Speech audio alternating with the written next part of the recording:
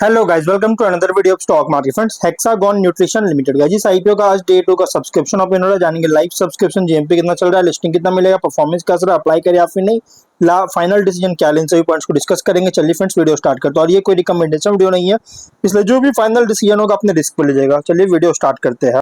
तो guys IPO 5 को open हुआ था 9 जून, कल के दिन क्लोज किया जा रहा है। और अगर हम बात करें गाइज, कंपनी के लिस्टिंग डेट 12 जून का रखा गया है। ₹1 का फेस वैल्यू, 42 to 45 रुपीज का प्राइस बैंड है और 333 शेयर्स के lot size. Fully OFS IPO, एक भी रुपया कंपनी के पास नहीं जाएगा, बल्कि इन्वेस्टर्स और प्रमोटर के पास जाएंगे, जो कि इसका यूटिलाइज कंपनी के बिजनेस एक्सपेंशन के लिए नहीं किया जाएगा। और बुक बिल्ड आईपीओ है। 139 करोड़ का इशू साइज, 3.1 करोड़ शेयर्स का इशू किया गया। बीएसई एनएसई दोनों एक्सचेंज में लिस्टिंग किया जा रहा है। अलॉटमेंट डेट 10 जून का, 11 को रिफंड रिलीज किया जाएगा। शेयर्स डीमैट अकाउंट में क्रेडिट हो।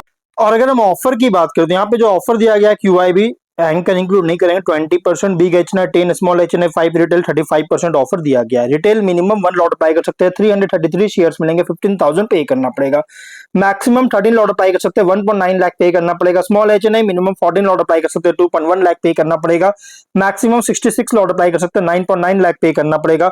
और big H minimum 67 lot apply कर सकते हैं, 10 लाख रुपीज पे करना पड़ेगा। मैक्सिमम कोई लिमिट नहीं है, लेकिन अगर 5 टाइम सब्सक्राइब होता है, चाहे retail, small H big H जिस भी कैटेगरी में, आपको मिनिमम लॉट होगा। जैसे रिटेल में only 1 lot, small H only 14 lot, big H only 67 lot allotment किया जाएगा अगर 5 टाइम सब्सक्राइब होता है। तो एंकर से 41.6 करोड़ का फंड रेज कर चुका है। अगर हम इसके सब्सक्रिप्शन की बात करेंगे, डे 1 सब्सक्रिप्शन अगर देखा जाए तो कंपनी में क्यूआईबी बिल्कुल सब्सक्राइब नहीं हुआ, एक भी शेयर्स का नहीं, लेकिन बाकी कैटेगरीज में ओवर सब्सक्राइब है।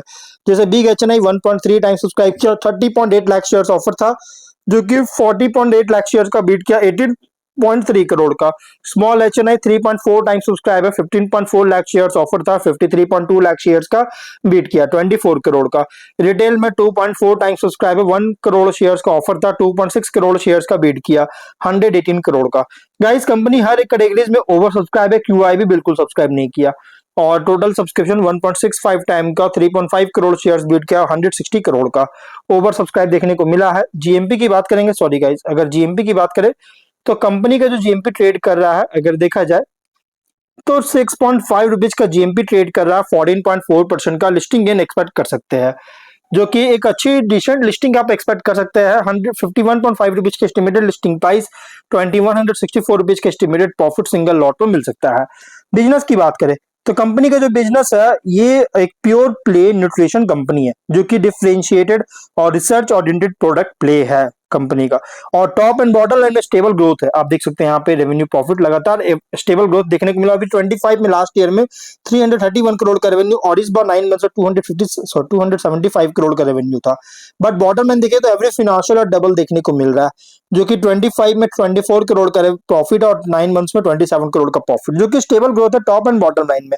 लेकिन एक अच्छी अपडेट क्या आएगा, इसकी कंपनी जो है न्यूट्रिशनल प्रोडक्ट्स के लिए, जो कि मार्केट से बहुत तेजी से राइज हो रहा है, इसके लिए मोस्ट प्रेफर्ड पार्टनर या सप्लायर कंपनी बन चुका है। और अगर हम बात करेंगे कॉम्पिटिटर का, तो देखिए recently listed peers, Sai parenterals हो गया, कोरोना रेमेडीज, रूबिकॉन रिसर्च, ये इसके कॉम्पिटिटर है। पीयर्स है रिसेंटली जो लिस्टेड हुआ है फार्मास्यूटिकल सेगमेंट में। इसके अलावा जाइडूस हो गया, नेस्ले इंडिया भी है। नेस्ले इंडिया का गाइस जो बिजनेस है, ब्रॉड बिजनेस है, डाइवर्सिफाइड बिजनेस, लेकिन न्यूट्रिशनल सेक्टर में भी कंपनी ऑपरेट करता है। और रेशियोज में R O E 13, R O C 14.8, R O N W 12.1% का, debt to equity 0.2 time, PAT margin 9.8, EBITDA margin 14% का, पीबी है 2.5 टाइम, पी रेशियो 22.7 टाइम का। प्रोमोटर होल्डिंग है प्री इशू 89.4%, पोस्ट इशू 64.3% का। मार्केट कैप 553 करोड़ का around होगा इसके recent financial data के अकॉर्डिंग। प्राइस बैंड जो रखा गया है, फुल्ली प्राइस्ड आईपीओ रखी गई है। अगर कंपनी का प्राइस बैंड की बात करेंगे तो फुल्ली प्राइस्ड आईपीओ है। स्वॉट एनालिसिस करेंगे तो स्ट्रेंथ में अगर देखा जाए तो न्यूट्रिशन, वेलनेस और क्लिनिकल न्यूट्रिशन सेक्टर में ऑपरेट करता है। One of the leading player है micro nutrients, pre mixes, clinical nutrition और थेराप्यूटिक न्यूट्रिशन प्रोडक्ट्स में। वेल नोन ब्रांड्स है हेल्थ एंड वेलनेस कैटेगरी में, जिससे मार्केट प्रेजेंस को सपोर्ट करता है। एक प्रोडक्ट को एक्सपोर्ट करता है मल्टीपल कैटेगरी कंट्रीज में, जिससे डाइवर्सिफाइड रेवेन्यू सोर्सेज को प्रोवाइड कर रही है। Strong research and development capabilities है, जिससे प्रोडक्ट इनोवेशन में हेल्प करता है। FMCG companies health care institutions, public health programs को सर्व करती है। डाइवर्सिफाइड पोर्टफोलियो है वेलनेस न्यूट्रिशन, क्लिनिकल न्यूट्रिशन और माइक्रो न्यूट्रिएंट सॉल्यूशंस में। वीकनेस की बात करेंगे तो बिजनेस डिपेंड करता है रेगुलेटरी अप्रूवल कॉम्प्लायंस रिक्वायरमेंट्स पर, जो कि न्यूट्रिशन हेल्थ केयर सेक्टर में बहुत ज्यादा इंपॉर्टेंट होता है, इस पर डिपेंड करता है बिजनेस। रिलेटिवली स्केल बहुत ही स्मॉलर अगर कंपेयर करेंगे large global nutrition health care company से। रॉ मटेरियल प्राइस में अगर फ्लक्चुएशन होता है तो प्रॉफिटेबिलिटी को इम्पैक्ट कर सकता है। On distribution partners institutional customers पर डिपेंडेंस है मार्केट रीच के लिए। कंटिन्यूअस इन्वेस्टमेंट रिक्वायर होगा प्रोडक्ट डेवलपमेंट और क्वालिटी स्टैंडर्ड्स में। और अपॉर्चुनिटीज की बात करेंगे तो डिमांड ग्रो कर रही है हेल्थ सप्लीमेंट्स, वेलनेस प्रोडक्ट्स और क्लिनिकल न्यूट्रिशन सॉल्यूशंस के लिए। और health awareness, preventive health care trends दोनों बहुत तेजी से इंक्रीज कर रहा है, जिसे लॉन्ग टर्म ग्रोथ का सपोर्ट करता है।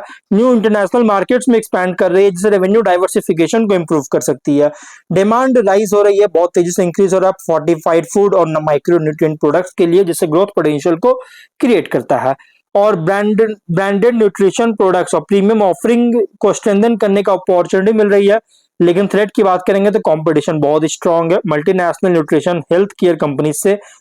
और food safety health care nutrition regulations में अगर हम बात करें तो चेंजेस बहुत तेजी से होता है, बदलाव बहुत तेजी से आता है, जिससे कॉम्प्लेक्स कॉस्ट को इंक्रीज कर सकता है। इकोनॉमिक स्लोडाउन के कारण डिस्क्रिशनरी स्पेंडिंग जो है वेलनेस प्रोडक्ट्स पर अफेक्ट कर सकती है। सप्लाई चेन डिस्ट्रप्शन अगर होता है न्यूट्रिशनल इंग्रेडिएंट्स में तो प्रोडक्शन को इम्पैक्ट कर सकता है। कंज्यूमर प्रेफरेंसेस में रैपिड चेंज होता है, तेजी से बदलाव आता है, जिससे guys continuous product innovation require हो सकता है। और प्लेयर कॉन्टेक्स्ट करें तो कंपेयर करें लार्ज ग्लोबल न्यूट्रिशन कंपनी से तो गाइस ये कंपनी ऑपरेट कर specialized nutrition and clinical wellness company, जो कि स्ट्रॉन्ग प्रेजेंस है micro nutrient therapeutic nutrition solutions में। Other nutrition and wellness company से अगेंस्ट अगर देखा जाए तो कंपनी ऑपरेट compete करता है रिसर्च कैपेबिलिटी, प्रोडक्ट क्वालिटी और इंस्टीट्यूशनल रिलेशनशिप और ब्रांड स्ट्रेंथ पर। इन्वेस्टर के लिए आईपीओ प्रेजेंट कर रहा है health care nutrition and wellness sector play, जहां ग्रोथ डिपेंड करता है हेल्थ अवेयरनेस के इंक्रीज होने पर, प्रोडक्ट इनोवेशन और डोमेस्टिक इंटरनेशनल मार्केट्स में एक्सपेंशन पर। तो ओवरऑल बात की तो गाइस ये IPO pure medium to long term IPO, इसलिए जो भी फाइनल डिसीजन लीजिएगा अपने रिस्क पर लीजिएगा, फंडामेंटली बहुत स्ट्रॉन्ग कंपनी है। तो गाइस चलिए वीडियो कहीं पर एंड करते हैं, अगर कोई डाउट है कमेंट बॉक्स में पूछे, मिलते हैं नेक्स्ट वीडियो में, बाय।